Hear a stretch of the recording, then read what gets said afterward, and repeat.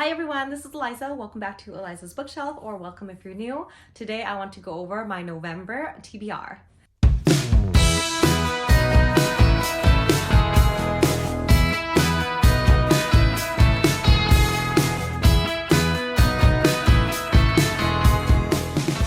I know I just put out like an end of the year TBR video, but it's a new month.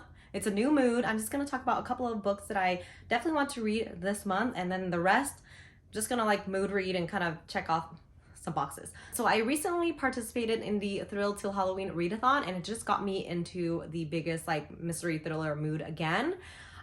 So this was one of the books that I picked up, but I didn't get to finish during that readathon, but I do want to read. The Hunting Party by Lucy Foley. So I think she has a few books out. The only book that I've read from her is The Guest List, and I thought it was good. It was an enjoyable read, but it wasn't like, wow, great or anything, right? It didn't like stick in my mind as my favorite mystery thriller of all time, but it was still enjoyable. And she recently had a book called The Paris Apartment that came out. I just remember when I read that synopsis, I wasn't really intrigued, but I've had this around on my shelves, The Hunting Party. It's basically a, what is it called? A locked room mystery, locked door, closed door, locked room mystery. I think it's called the locked room mystery. Basically, the mystery trope where everyone is stuck in a place and someone dies, and so you have to figure out who the killer is. But this is a New Year's reunion in the remote Scottish wilderness. A beautiful one, the golden couple, the volatile one, the new parents, the quiet one, the city boy, the outsider. So yes, a lot of players involved here, and I'm guessing someone ends up dead and you have to figure out who it is. But it is told an alternating point of view as well. Sometimes these books, I just have to like in the beginning figure out which character is which if there's too many. But I remember really enjoying Ruth Ware's One by One, which is also a locked room mystery. A locked mountain mystery. But anyway, so fans of Ruth Ware will likely rip through The Hunting Party at warp speed. So I am excited to read this one. Next one is, surprise, surprise, Way of Kings by Brandon Sanderson. I actually jumped back into a few chapters recently, so I'm excited to keep going with this. So I'm not going to talk about it too much because you guys have heard me talk about this goal of mine. But basically, I want to finish reading this by the end of the year. So if I read another third of the book this month and then finish the rest of it this year, I will be golden. The next one is Once Upon a Broken Heart by Stephanie Garber. So I'm definitely in a mood to read this. I am excited to jump back into this magical world.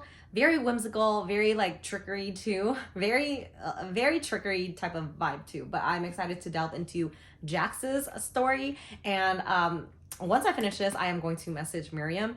And I'll link our channel down below. But basically, after I finish this, I'm going to buddy read the second one with her. So I'm so excited. Last but not least is The Gilded Cage by Lynette Noni. And this is the Prison Healer series. I actually don't know what the series itself is called, but it is a trilogy. The last book of the trilogy came out earlier this year, and so that wrapped it up. It is all out if you want to binge the series, which is my favorite. I just love binging series. But this is the second book, The Gilded Cage. The third book, I forgot, is called, I don't know, I forgot what it's called, but the cover is really nice and it's like a pink tinge tone to it. The first one is The Prison Healer, and so without spoiling too much, basically you have this girl, I think she's still in her teens, so yes, she's a girl, and she basically got caught with her family because they're like associated with rebels and stuff like that. So they're caught, they're sent to this prison, and her role now in the prison is the prison healer. And so, it's what it sounds like. She is the healer of everyone who gets hurt in the prison. And what happens? So one day, someone comes in and it turns out to be the rebel queen. And the prison people, they're like, oh, you have to keep her alive because really bad people, we have to put them through these 3 trials or these 3 ordeals. Is it 3? I think it's 4 actually, because there's 4 elements. Anyways, so really bad people or prisoners have to be put through these 4 ordeals. And so they're telling her, she's kind of on her deathbed, but can you please keep her alive because she has to go through these 4 ordeals. If she survives, then she's set free. If she dies, then she dies there, right? And so she, the prison healer, she actually gets a message from her family outside that says, we are coming, keep her alive. So somehow, some way it's related. She's like, I have to keep this queen alive one way or another, but it sounds like my family is coming to rescue me, and it has to do with something with this queen, this rebel queen. And so yes, the whole time she is trying to keep her alive. Time is coming where the 4 ordeals is happening, and it's so obvious that the queen cannot participate in it. And so she's like, I will volunteer in her place. So she, an ordinary girl, is trying to take place in these 4 ordeals, and the 4 ordeals has to do with the elements. So one of them has to do with fire, one of them has to do with air, water, and earth. So yes, she has to survive. And does she? I don't know. There is a book 2, so I don't know if that spoilers enough for you, but the first book, Prison Healer, ended up in such a big cliffhanger. I think there was like 2 big surprises that I was like, oh my gosh. And then next thing you know, a second surprise that I was like, oh my goodness.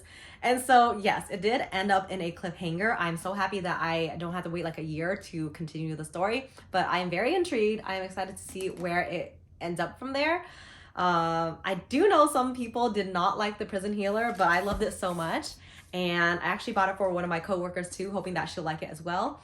Lynette Noni, she's from Australia, so she's an Australian author, and she recently talked about how there is a special edition of the Prison Healer, and it's so beautiful. I think there's like artwork in, what is it called when there's artwork in here?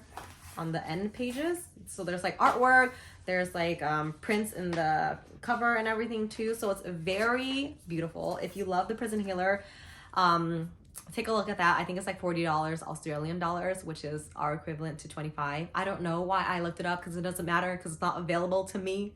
Anyways, so yes, this is one of the books that I want to read in November. So I hope you like this little TBR. I wanted to keep it very short and sweet because I honestly want to keep it open and pick up other mood reads. But yes, I definitely want to get to The Gilded Cage, Once Upon a Broken Heart, so I can continue with Miriam. And then I want to continue The Way of Kings and finish The Hunting Party. So yes. All right, once again, thank you for tuning in. I'll see you guys next time. Bye.